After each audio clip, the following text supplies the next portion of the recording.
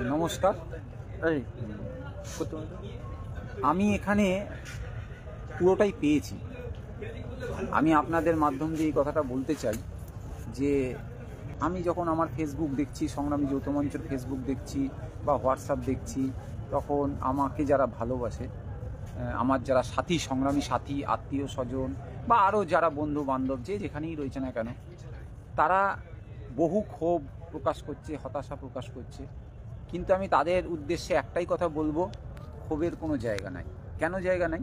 কারণ হচ্ছে গিয়ে আমি যে কাজটা করছি, আমি যখন আয়নার সামনে দাঁড়াচ্ছি না, তখন আমি বুঝতে পারছি যে আমি যে কাজটা করেছি এটা আমার কাজ ছিল। কে করেছে কে না করেছে, আমি যখন এখানে আজকে এই আন্দোলনের মধ্যে ঝাঁপিয়ে পড়েছি, তখন আমি এটা জানতাম আমি একা ঝাঁপাচ্ছি। আমি কিন্তু কেউ আমার সাথে আছে তারপর আমি ঝাঁপাচ্ছি এটা কিন্তু নয়, আমি ভেবে ঝাঁপাইনি। আমি একা ঝাঁপাচ্ছি এটাই আমি ভেবে লয়েছি।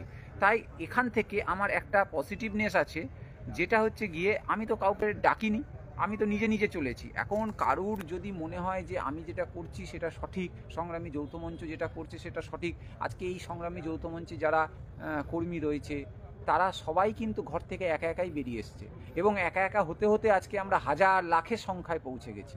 ঠিক একদিন, আমি এটা বিশ্বাস করি, পশ্চিমবঙ্গের লোক একদিন না একদিন ঠিক বুঝতে পারবে, এবং তারা যেদিন বুঝতে পারবে, এখনও আসলে আমাদের ভরসার জায়গাটা নাই।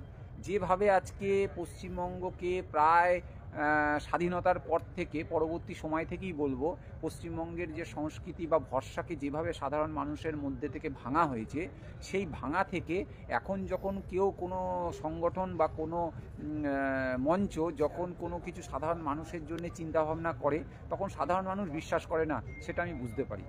তাদের দুঃখটা আমি উপলব্ধি করি বলে আমার কাছে এটা কোনো যন্ত্রণা নয়। অনেকেই হতাশার হচ্ছে যে শুভঙ্করবাবু আপনি 50 দিন হয়ে গেছে অনশন করছেন, এবার অনশন ভাঙুন। আপনার অনশন অযৌক্তিক, এবার আপনার অনশনে কারুর কোনো কিছু যায় আসে না, আপনি কেন আপনার পরিবার এবং আপনার শরীর ক্ষতি করছেন। আমি তাদেরকে বলতে চাই, হতাশার কোনো কারণ নয়। যারা এখানে এসছে তাদেরকে তো ভালোবাসছি, আর যারা আসেনি তাদেরকে ভালোবাসার সঙ্গে সহানুভূতিও দিচ্ছি। কারণ তারা আসলে পরে হয়তো বুঝতে পারতেন যে এখানে আসার পরে তা আমরা কি পাচ্ছি। আপনারা ঘরে বসে রয়েছেন তাই বুঝতে পারছেন না, আপনারা আপনাদের ক্ষুদ্র স্বার্থকে চিন্তা করে দেখছেন, তাই আপনাদের কাছে চাওয়া পাওয়ার অনেক কিছু বাউন্ডারি এসে ঠেকছে। কিন্তু আপনারা যদি এই বাউন্ডারিকে ভেঙে একবার এসে দেখতেন, আপনাদের মনে ভয় আছে, প্রতি মুহূর্তে আপনারা যন্ত্রণা পাচ্ছেন তাই। কিন্তু যদি একবার বাউন্ডারি বেরিয়ে এসে একবার দেখতেন যে কি পাচ্ছেন, তাহলে হয়তো আপনারাও সবাই একসঙ্গে, আমরা যেভাবে রয়েছি এখানে, আমরা একটা আত্মীয়ের মতন হয়ে গেছি। যে আপনাকে আমরা মানে যারা ঘরে বসে রয়েছে তারা বাইরের কোনো দিন স্বাধীনতা কি সেটা বুঝতে পারবে না। যেমন খাঁচার পাখিটা কোনো দিন বুঝতে পারে না স্বাধীন পাখিটার ভাষা, ঠিক তেমনিভাবে স্বাধীন পাখিটাও বোঝাতে পারবে না খাঁচার পাখিটার ভাষা। তো আমি এইটাই বলবো যে সময় এখনও রয়েছে, আসুন, এসে পরে দেখুন না, ভালো না লাগলে চলে যাবেন, কিন্তু আমাদের উদ্দেশ্যটা কি সেই উদ্দেশ্যটা তো চেক করে দেখুন। বিশ্বাস করুন, একদিন না একদিন আমরা ফল পাবই, কোনো কাজের বিফলতা থাকে না। আমরা আশাবাদী। যারা নিরাশায় ভোগে তাদেরকে আমি এটুকুই বলবো, আশা রাখুন।